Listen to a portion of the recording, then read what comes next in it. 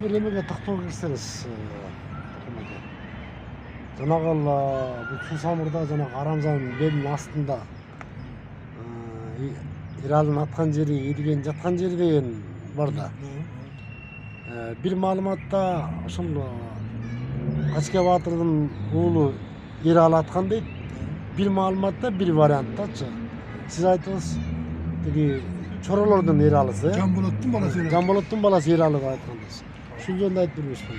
Bu yerde mınday var da ben o Iral'ın tukumları benim kayınlarım da. Onlar mınday eder. Bu çoros ayaklarının içinde heykele kişi mergen bolgan deydi. Katu. Kocaverdi'nin Karakeltesi olgan. Ana Iral'ın Akbarangı deydi. Iral'ı çağıpıratıp şu çım çıktı uçurmaya at çıkan at üstü. Çağıpırat. Katu mergen bolgan da. Ana şol bu Жанболоттун биринчи аялынан Кожоберди Байбаш Рыскул 3 баласы да. Экинчи аялдан Рысменде жаңгыс деп коет. Рысменден бир тууган Берик Кытайга чогуу барып өлүп калып жаңгыс калпай Рысмендес. Ошондон тигил Жанболот Кытайдан келгенден кийин алган касак аялынан Эралы Бегал Дербишалы. Кытайдан келгенден кийин алганда. Ошондо Байбагыштардан жок дегенде бир 10-15 жаш кичүү болот да. Эралычы. Анан Рыскулдун баласы Атантай Тайлак. Ошол Тайлакка ошо жигит башы, туу башы болуп ошол Эралда жүргөн дейт. Аталашты болгон Кожобердиде жүргөн ал. Тик атасынын бир тууган Баатыр бар. Анан ошол немеге келгенде, Кедиге келгенде мындай айтылат, ошол атын унутуп калдым, чоң чарык бир Баатыр киши болупту, балбан чалыш ошол сайышка чыккан. Ошол 18 экен да. Анан Эдиге менен чабышып, атынан Едиген аттан сүйлөп түшүп койгондо аттын үстүндө калат Тайлак. Колунда эч курал жок. Едигенин колунда кылыч алат экен жерде. Аны көтү тургандан баягы кантет кылычка каршы барса Тайлак чаап коет деп айткан экен, дем албай тур сен, дем албай тур. Мен муну дарымды туурлап салдым, кулактын ичине атам, ок сыртка чыкпайт. Эрал айтып да. Кулактын тешигине атам деген экен. Кулактын немеси чыкпайт депчи. Ок чыгып кетсе биз баягы Баатырлардын сайышынын шартын бузган болобуз. Ana şu kulak teşiğini atkan değil. Gözüm. Oksuzka çıkmayın. Anda gözüp çıkan mı işte? Çıkan emez. Oşun öyle al tengsilip ondan Taylak'tan tövge çağ öte olan. Ediге теңзер калган. Ya tigi Taylak jet tövge çağ öte. Mustafa öte tigi. Ölüp. Aşağıdan giyin de resimle tuğanlar bunu Taylak emez. Eral atkan. Çıkarsa Eral'ın atkan jeri kaysı da ayağı jeri Eral Edigen жатқан. Bu da Matalaş'ta birimiz böyle bakan tamam bulat kendi. Şonto Eral'ın tukumları жанагы тиги Карабай Баатай айтышканда Баатайдын балдары менен Касымбектер чыкканда. Ушул окуянычы. Качке Баатырдын баласы Эралы дагы аттырып бизди айтып жүрөт да. Мисалы үчүн жанагы Эшимбек уулу чоду деп чоң санжырач айтып атпайсызбы? Ушул киши айтчу эле деп кийин эле мына көз өтүп кетти. Теңизбек Бакиров деген аксакалдар бар эле 85ке чыгып каза болду жакында элечи. Ал дагы ошол Эшимбек чоду уулунун шакирти болду. Бул окуяны ушул siz aytқан окуяны ушул Качкенин баласы Эралы аткан.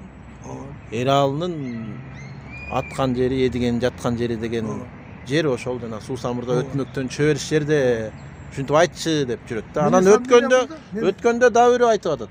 Былтыр жанагы талаштыктар беле Адил беле кимиси. Ушул окуяда тиги Акталанын дагы Эралысын кошпойт, Жунгалдын да Эралысын кошпойт, ал өзүнүн атасын кошуп, колун кесип салганда да бир башкача айтып атпайбы? Men Saменен bu жерде de misal üçün Качкенин Эралысынын мергендиги жөнүндө эч нерсе айтылбайт. Батырдын жөнүндө айтылат. Жанболоттун Эралысынын мергендиги жөнүндө айтылат да, уламыш бар. Акбараң деген мынтык болот. Ал жанагы Теңизбек аксакал атабыз митип айтчу да. Тиги Едигенин колу көптүк кылып ичине Тайлак Баатыр сестенин колу азыраак экен саяктар. Тиги көптүк кылып ана баягы битке чабышканбы тигилер үстөмдүк кылганбы анан мен дагы толук эмесин унутуп атам. Анан ошо ташта туруп жөлөнүп аткан дейт да Эралы. Тайлак өзү аттырган дейт. Түз атасыңбы Эралы? Сен ат. Башчысы өлсө калганы башаламан качат. Ошону талкалайбыз. Ошондо Эралы атып өлтүрүп, немеден мындай тоодун боорунан түшүп келатканда дейт да баш. Бир чабышкандай эмне же жаңы эле түшүп келаткандай мен толук эмесин унутуп атам. Ошондо түз атасың ат деп анан ташка шыкалап мээлеп туруп анан ошо атып өлтүргөн дейт. Анан тиги башчысы, кол жетекчиси өлгөндөн кийин эле анын башаламан болгондон талкалаган деп ушундай мааниде айткан да. Ал киши ошол Франциясы айткандар айтат, ушу Эрал менен деген мен беттешкенде ошо беттешели мен тайлап өлсөм элге тийбейсиң кетесиң. Sen өлсөң аскеринди кырбайм мен, куралыңан алам деп кубатлашкан деп айтат да. Эдиге менен. Башында аталган. бирок Эдиге өлгөн да ошондо. Өлгөн айтылып атпайбы? Өлгөн. Анан куралын алган, Эдигенин куралын алган. Аскердин баарын куралын алып кетти. Я токумайды ушул Тайлак батыр жана Арап батырды өлтүргөндөн кийин ошону кулун алам, өчүн алам деп келем Эдиге. Эдиге казактан негизи. Муну мындай айтылат, Эдиге менен тиги Арап өлкө дос болуп турган досунун кулунда болуп, анан деп келип бир айтат, жок деп тиги Бухар Кокон кандыгы ошол тиги эмени жалдап, казактын батырын жалдап Эдигени жалдап. Бул деген биринчи араб өлүп атпайбы? Арапты Тайлак өлтүрөт туурабы? Ошо биринчи ал деген ошол 1830-жылдардын тегерегинде араб өлүп атпайбы? Арапты өлтүрүп атат. Жекеме чыгып өлтүрүп атат. Ашкан баатыр экен, баатырдын сөөгүн кор кылбайлы деп 9 жылкы сойдуруп ошол жерде карашын берип көмдүрдү. Ошол жер Араптын бели, араб өлгөн жер деп аталып калды. Бул тарыхый жер. Арап өлдү деп калды. Андан кийин ошол кезде Кокон хандыгы ошол кезде башкарып турган Мадали хан башкарып турган. Туурабы? Мадали хан бул Тайлак, Саяктар, Жумгалда, Акталада, Түндүк Кыргызстар күчөдү. Мына биздин ашкан баатырыбыз эмени өлтүрдү, Арапты. Муну басалы, дагы күчөйлөктө деп анан Эдигени жөнөтүп атпайбы? Жок, ошо Эдигени жалдап жөнөткөнбү, же ошо Эралы Арап. Ошол 2-3 вариант айтылып атпайбы Токон айке? Эми жана сиз айтып аткан Акталадагы Эралы дагы тарыхый инсан. Качке батырдын баласы да тарыхый инсан. Эдиге дагы тарыхый инсан. Баары эле тарыхый инсан болуп атат да. Бул жерде окуя болгон үчүн, бирок эме да талаш бар. Талаш бар. Муну такташыбыз керек. Ооба. Мисалы үчүн Санжырага же тарыхка жазсак, мисалы үчүн, ошол эле тиги Имандын Эралысы өлтүргөн, ошонун атынан айтылып калган десек, тиги Имандын Эралы жок, Чорон Эралысы да. Чоро, Жамбулаттын баласы. Жамбулаттын баласы Эралы. жок, ошентип салсак анан дагы бирөө чыгат да, мисалы үчүн Жумгал жактан. Ооба. Ал Качкенин Эралысы депчи. Бул да мисалы үчүн Качкенин Эралысынын мергендиги болсо, Анан талаштан да чыгышы мүмкүн. ооба. Качкенин Эралысынын мергендиги жөнүндө бир уламыш болсо, анда маселе жок. Анда тыр чыгат. Ал эми Жамбулаттын баласы Эралынын жаңгыз ошол ийменден мергендиги боюнча, ушу көз катарлыгы боюнча ат чыккан баатыр деп аталган. Мергендиги даңазаланган да. Даңазаланган мергендиги. Жөн ал кезде баатырлардын баары мынтык аталган да. Бирок ошол Аталган да, туура. Бизден мен аткандыгы жөнүндө буламыш болот деп аткан. Анан мисалы үчүн ошол кезде тиги Чоро ымандар аралашып эле, чекир саяктар аралашып эле жүрөт. Жүргөн, ооба, жумгал болгон. Сарбагыштар, Актала жумгал деген эмес да. Актала жумгал курткал болгон болду. Мисалы Сарбагыштар Ниязбектин ормону Качке батырды ызалап койгондо, анын жанагы намысын кайтарабыз деп ошондо барып атпайбы берки Кожомберди баатыр Эралылар болуп чогуч. Анда деле аралашып жүрөт. Тигил окуя деле аралашып мүмкүн да эмес. Ал кезде киши көп, эл көп эмес. Качке батырдын мен ушунда мындай деп айтылат да, ошондо Эралы бир 19-20 жашта болот го.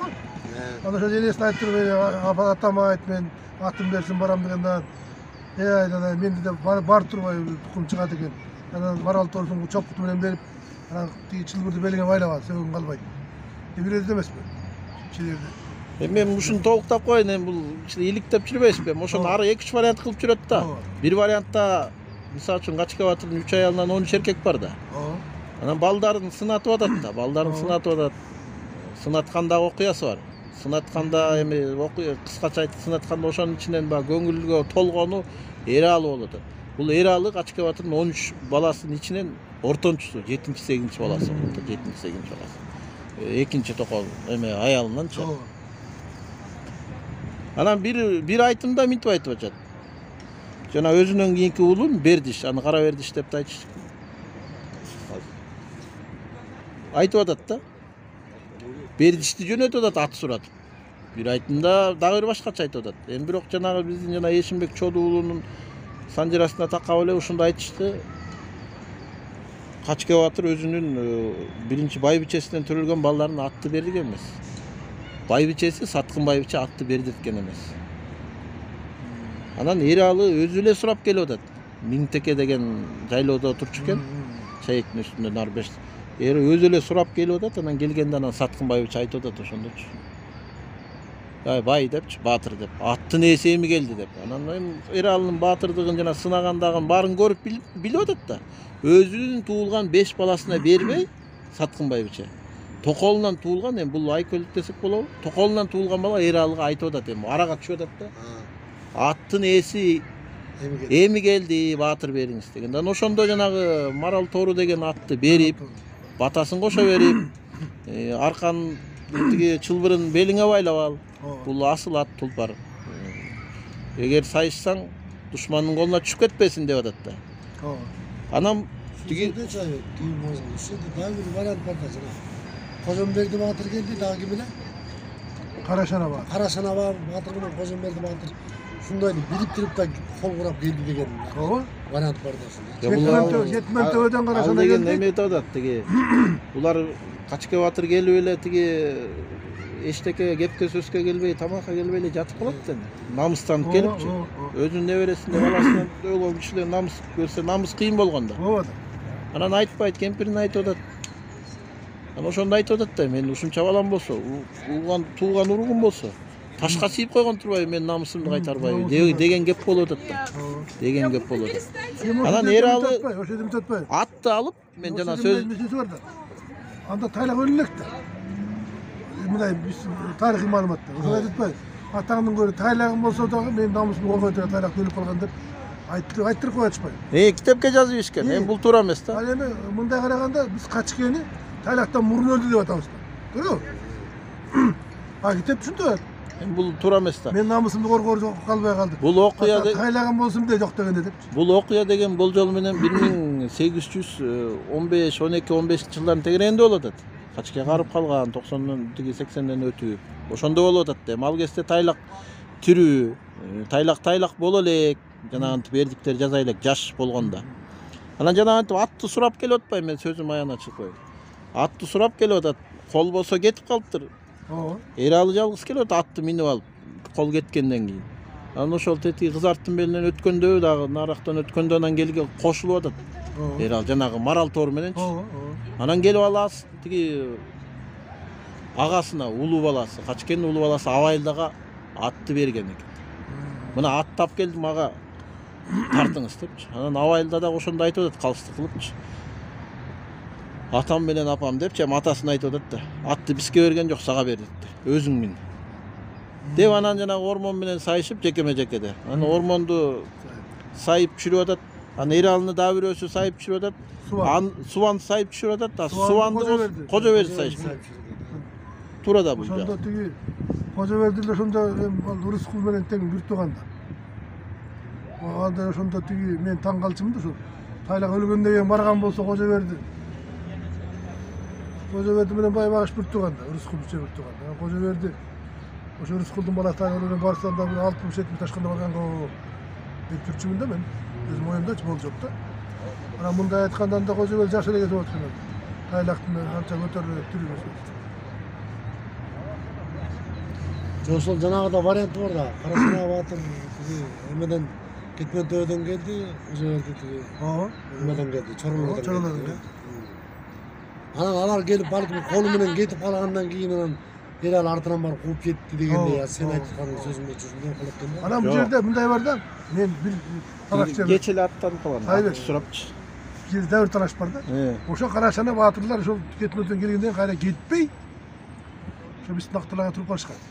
Себеп ошол мындай чеп тосконго тайлак жок.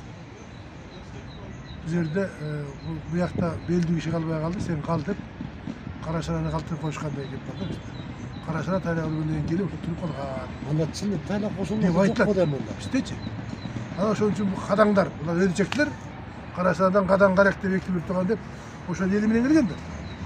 Ошол элдердин баары келип анан торго өлү деп коет, кадаң дейт, карак дейт. Бүгүнкү күндө азыр жаңы тилек Акчийде кадаңдар турат бир ай. Акчый айлык өтүндө кадаңдар деп коет. Эми сөзүбүз жыйынтыктасак Байыз байке, жанагыны кандай тактайбыз? Эралынын аткан жери менен Эдиген жаткан жерин. 2-3 variant bolot da. Sizler tigi kaçken erasını tap kolla mergendigin dalildegiler. Men bolsa Can Bolat'ın erasını aytıp atam buna. Jo biz al jerde tigi mergendigin aşırıp aytpay ele aytıp atat da jönü atkanda atat. Em al joker bolup atat. Joker bolurdu, al batır bolurdu. Anın bul bolsa anın Kulakka atpan. yok mergendigin dаңазалап атат. Анын кулактын тешигине башты тешип чыкпаганда gömböyle барып Çıkmaganda yaptı darı saldım da. Dedim. Dep çıkmaydı. Şimdi öyle. Eğer жанагы Dem almay turdu. Dem almay ben atam. Limon ötürdü. Eğer жанагындагы чымчыкты ат чапырат чымчыкты аткан болсо бул өтө чебер. Çımçıktı çırmay atkanda da çapıran. Akbaran. Азыркынын тиги Herhalde ушундай болгон бар. азыркынын Мындай линиясын сүрүштүрө келсек ошол жерде эмелер бар да, мергендер бар да. Ооба. Мисалы үчүн Качка батырдын линиясын сүрүштүрө келсек, Куртканы мергенде өтпөйсүзбү аты барда. Канча деген жана тоң эмени оңко тургузган депчи. Андан бери келгенде Итемгендин баласы Айт чоң мерген болду. Айтмерген болгон. Андан бери келгенде жана Качка батырдын 13 баласынын бирөөсү Мамаке. 23 жашында каза болгон, Улубай үчесинен тууган. Ошол жана учуп турумтай учуп жүргөн эмени аткан экен да. Эралдын бир тууганы. Улуу. Күлкү батырдын иниси менин атам Мурат атам. Алдан мерген болгон. Бул жерде болуп атпайбы мергенчилик кандачы? Bilmeyiz. Al vaktimiz yok bolчу. Тактайбыз Рахмат силерге. Жакшы келип калды. Uşu menen tigi. Жакшы. Мен тарафта атам мына. Жакшы болду. Тактайбыз муну дагы. Сөз бүткөн жок дегендей. Ооба.